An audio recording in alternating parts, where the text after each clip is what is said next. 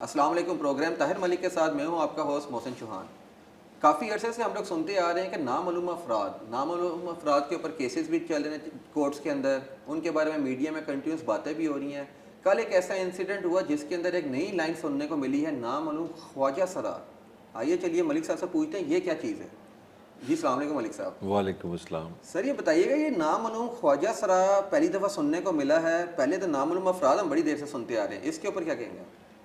بھئی اس پہ تھوڑی سی کامیڈی کی جا سکتی نا, ہنسا جا سکتا ہے کہ پہلے ہمارے یہاں یہ کہا جاتا ہے کہ جناب ہماری سوسائٹی میں نا وہ خواجہ سرا, یہ جس کو ہم اپنی پنجابی زبان میں خسرے بولتے ہیں, ہم ان کو نا ٹریٹ ایکول نہیں کرتے. تو میں سمجھتا ہوں اگر مرد نامعلوم ہو سکتا تھا تو خسرا نامعلوم کیوں نہیں ہو سکتا. بیسیکلی آپ بات کر رہے ہو اپنے ہمارے حسن صاحب کی جو پاکستان تحریک انصاف کے ترجمان ہے. کل وہ گئے, وہ GNN ایک ٹی وی ہے وہاں پہ, ڈاکٹر شاہد مسعود بڑا نامور بندے ہیں, ان کو انٹرویو دینے کے لیے. تو ان کو 5-6 جو جہاں پہ لوگ تھے وہ بڑے, انہوں نے پہلے تیار بیٹھے ہوئے تھے, وہ سارے خواجہ سرا تھے. تو انہوں نے کوئی بلیڈ ٹائپ کا ان کے پاس کو تھا سامان جس سے انہوں نے ان کو زخم لگائے. بلکہ وہ اس سے فوراً افیکٹ پڑا. ایک نیگیٹو یہ آیا جو سنجیدہ بات یہ ہے کہ آپ کیپٹل ہیں, آپ پاکستان کی شان ہے, پاکستان کا دل ہے, دل ان ٹرمز آف کیپٹل. اگر کیپٹل میں ایک پولیٹیکل پارٹی کا جو پاپولر ہو اس کا ترجمان کے ساتھ ایسا واقعہ ہوتا ہے تو بڑے سیریس کویشچنز آتے ہیں اور بڑی نیگیٹیوٹی پھیلی. سر اس کا پہلے انسیڈنٹ ہوا تھا پولیس اسٹیشن کے اوپر, خواجہ سرا نے اٹیک کیا اور اپنی جو بھی باتیں تھیں منوا کے رات کو اٹھ گئے. کل یہ انسیڈنٹ ہو گیا. کیا لگتا ہے آگے آپ کو کہ یہ ملک کے طاقتور ترین ایریا ڈیفائن ہونے جا رہا ہے؟ نہیں, وہ تو سوشل میڈیا پہ تو جتنی اس وقت مزہ سارا انہی پہ ہے. میں آج مختلف پڑھ رہا تھا کہ خواجہ سرا کو عزت دو, وہ جو نواز شریف کا تھا نا ووٹ کو عزت دو, اس کا ریپلیسمنٹ یہ آ گیا. پھر پاکستان میں اس وقت جو ابھرتی ہوئی طاقت ہے اس میں خواجہ سرا شامل ہے. بلکہ بڑی ہنسی والی بات ہے, بڑی عجیب سی بات ہے. ہم یہی سمجھتے تھے کہ سارا کچھ جو پاکستانی کانٹیکس میں ہو رہا ہے. اب ایک چیز اور بڑی وائرل ہو رہی ہے, وہ خواجہ سرا جو امرتسر ہے. اور اگر آپ لاہور میں بیٹھے, پاکستان میں لاہور میں بیٹھے ہو پنجاب کی, تو امرتسر تو ایسے محلہ ہے لاہور کا, ایک مطلب 22-23 کلومیٹر دور ہے. وہاں پہ وہ تھانے میں لے کے گئے ہیں. اب خواجہ سرا کے پاس ایک ایسی اسٹرینتھ ہے, ایک ایسا ان کے پاس ویپن ہے جو باقی جینڈر کے پاس نہیں ہے. پتہ نہیں وہ سائیکلوجیکل ہے, وہ تو کوئی ڈاکٹر بتا سکتا ہے یا کوئی سوشیولوجسٹ بتا سکتا ہے. آپ ان کو پکڑیں یا ان کو تھانے میں لے جائیں, ان کے احتجاج میں ایک بڑی منفرد چیز ہے, یہ کپڑے اتار دیتے ہیں. اب آپ بتائیں, آپ ٹھیک ہے ڈنڈا سوٹا چلا سکتے ہیں, وہ بھی پنجاب پولیس ہے, یہ بھی پنجاب پولیس ہے, تو آپ ٹھیک ہے اب تھانے میں بند کر لیں گے, جیل میں بند کر لیں گے, مار کٹائی کر لیں گے. مجھے اب اس کا آپ حل بتائیں کہ آپ افسر بیٹھے ہیں وردی پا کے, بڑا جوان اپنا غیرت مند پنجابی بیٹھا ہوا ہے, پنجاب پولیس کا بندہ سامنے, 6 بندے آپ کے کپڑے اتار دیں اور آپ کو سمجھ ہی نہیں ہے آپ کیا کریں.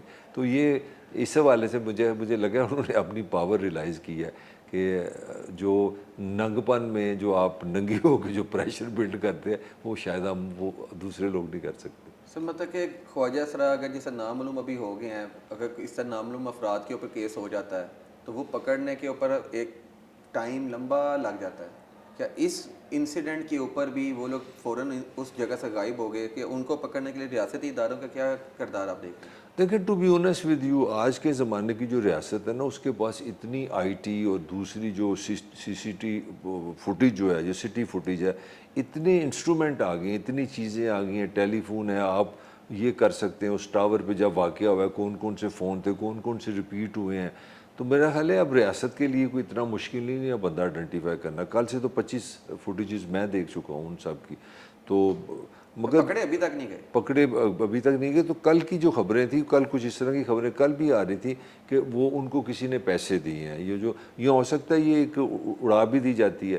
تو یہ دیکھیں نا, ہماری ایک اور بھی ٹریجڈی ہے, ہماری یہ بھی ٹریجڈی ہے کہ ہمارے جو ادارے ہیں وہ پراپر فنکشن نہیں کرتے. اور جو آپ کا میڈیا ہے, سوشل میڈیا ہے یا ماس میڈیا, ہم پھر انالیسس پہ آ جاتے ہیں. جی مارا کس نے ہے؟ دنیا میں پولیس کس لیے رکھی ہے؟ دنیا میں جو انٹیلیجنس ایجنسیاں کس لیے رکھی ہیں؟ کہ ان کے پاس ایکسپرٹی ہوتی ہے, ان کے پاس پیسہ ہوتا ہے, ان کے پاس ٹیم ہوتی ہے, وہ فیکٹس فائنڈنگ کرتے ہیں, ہمیں کوئی بتاتے ہی کوئی نہیں. سر جیسے آپ کا کہنے کا مطلب, جیسے کچھ عرصہ پہلے جب گینگ وارز چلتی ہوتی تھی تو پیڈ شوٹرز ہائر کیے جاتے تھے, وہ آ کے آپ کا ٹارگیٹ ہٹ کرتے تھے. چلے جس کے ایک ریسنٹ مثال کے اندر ہم دیکھتے ہیں, ہمارے ایک بہت ہی نامور قوال جو ہیں کراچی میں, ان کو مار دیا گیا تھا.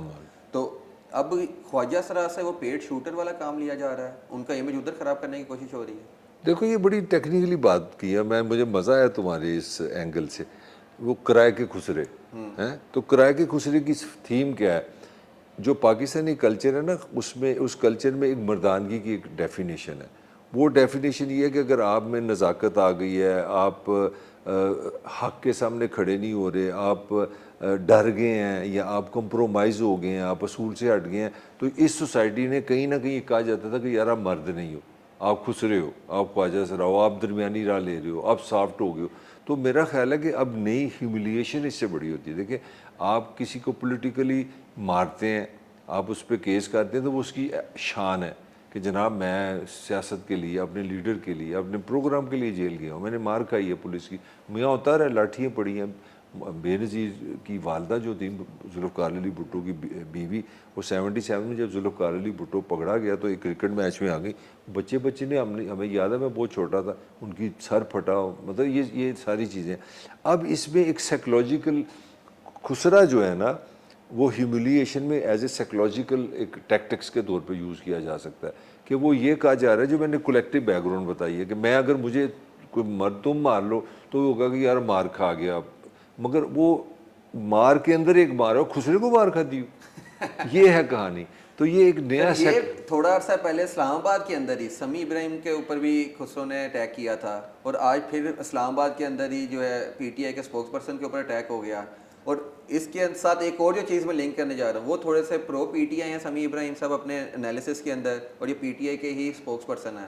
کیا ایک پارٹی کو بھی اٹیک کیا جا رہا ہے، جو اس سے لنک لوگ ہیں ان کو بھی اٹیک کیا جا رہا ہے، اور اٹیک کرنے والے پیچھے فورس ایک ہی ہے، خسرے. اچھا وہی میں تو کہہ رہا ہوں، کرائے کے خسرے ہو گئے نا. اب جب آپ چیزیں کرائے کی، آپ کرائے سے گجرات والے چلے جائیں، کرایہ دے کے آپ گجرات چلے جائیں، کرایہ دے کے آپ لاہور چلے جائیں، یہ تو بحث نہیں ہے. میں اس کو کانفیڈنٹ سے کہہ سکتا ہوں، خسرے کسی مشن پہ نہیں ہے. یہ کسی سمجھدار بندے نے یہ سوچا کہ بدلہ لینے کا یہ بھی ایک طریقہ ہے. سمیع اپنا دوست ہے میرا، ہم بیٹھ رہے ہیں، اس سے جو پتہ لگا کہ وہ بعد میں اس نے بتایا کہ کسی نے اس کو پیسے دیے تھے، پرسنل کچھ بھی نہیں تھا، بلکہ اس کو یہ بھی مجھے ڈیٹیل بتا رہے تھے کہ اس کو ایک چاقو، ایک نائف بھی لے کے دیا گیا تھا، اور اس نے اٹیک بھی کرنا تھا، فزیکلی اٹیک کرنا تھا، مگر وہ کر نہیں پایا. کل انہوں نے کر دیا، کل کر دیا. تو وہ جو میں پوائنٹ جو مجھے سمجھ آ رہی ہے، باقی چیزیں تو آپ کی ایجنسی بتائیں گی نا، آپ کی پولیس بتائے گی. اسلام آباد میں ہم نے جو آئی جی بٹھایا ہوا ہے، اتنی بڑی پولیس فورس بٹھائی ہے، وہ کس لیے بٹھائی ہے؟ کہ انویسٹیگیٹ کر کے مجھے اسلام آباد کیپٹل کے اندر کرائے کے خسرے حاصل کرنا بڑا آسان ہو گیا. اس کا مطلب نہیں، میرا خیال ہے پورے پاکستان میں آسان ہو گیا، کیونکہ ٹرینڈ بڑا مزیدار ہے. کہ میں نے بات بتا رہی ہے، ایک ٹکٹ میں دو مزے ہیں. ایک تو آپ اگلے کو فزیکلی ڈیمیج کرتے ہیں، جو میرا خیال ہے میں اپنا پوائنٹ نہیں سمجھا سکا. پہلے یہ تھا آپ کو مار پڑتی تھی، وہ آپ کی ہیوملیشن تھی کہ کٹ کھا گیا تو کمزور مرد ہے. اب تو معافی نہیں نا ہے، اب مار کو بھول جاؤ، وہ تو خسرے کو مار کھا لی، اب وہ بدلہ بھی نہیں لے سکتا، وہ کو پولیٹیکل اسٹیٹ میں بھی نہیں دے سکتا. That's a new phenomena in Pakistan.